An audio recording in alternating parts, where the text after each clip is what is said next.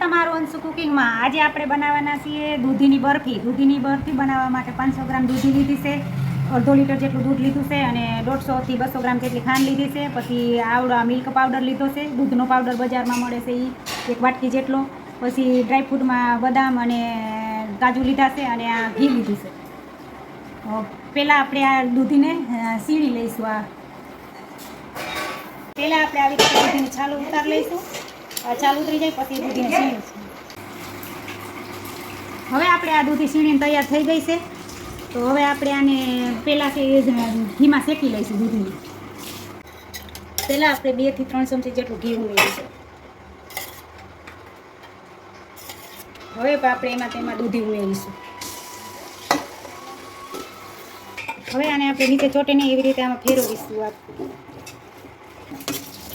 પહેલાં આપણે આ દૂધીને શેકી લઈશું અને આવી રીતના આમ ફેરવી રાખશું એટલે આ તરી આમ ચોટે નહીં. આપણે ધીમે તાપે આને શેકી લઈશું અને બધું પાણી બળી જઈશ પછી એમાં દૂધ ઉમેરીશું. હવે આ દૂધીમાં પાણી બધું બળી ગયું છે અને હવે આપણે તેમાં દૂધ ઉમેરીશું. હવે આપણે દૂધ ઉમેરી અને આને વચ્ચે વચ્ચે આવી રીતના ફેરવે રાખવાનું એટલે ધીમે તાપે એટલે ચોટે નહીં. તળીએ બળી ગયું છે. હવે આપણે તેમાં ખાંડ ઉમેરીશું. મેં અહીંયા 150 થી 200 ગ્રામ જેટલી ખાંડ લીધી છે. તમે તમારી જરૂરિયાત પ્રમાણે જેટલું ગળું ખાતા હોય તેટલું ઉમેરી શકો છો.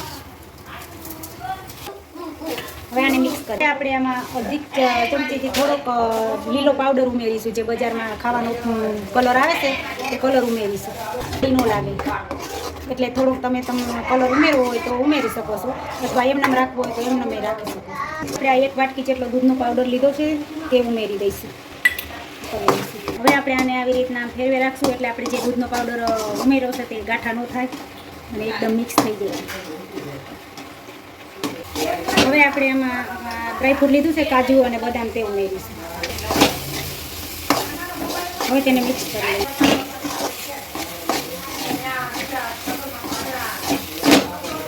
હવે આને આપણે આવી રીતના વચ્ચે વચ્ચે આવી રીતના ફેરવે રાખશું એટલે આ દાજ ન લાગે અને એવી નીચેથી એકદમ આમ ચોટી ન જાય.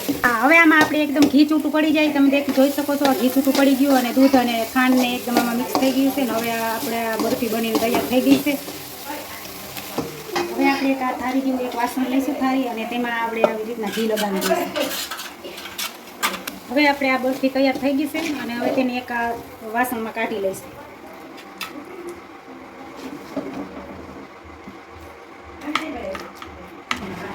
હવે આ ઠંડુ થઈ ગયું છે. હવે આમાં આવી રીતના આમ કાપા પાડી લઈશું. તૈયાર છે દૂધીની બરફી. તો આવી જ રીતે અવનવી વાનગી જોવા માટે તમે અંશુ કુકિંગને લાઈક કરો, શેર કરો અને સબસ્ક્રાઈબ કરો. ધન્યવાદ.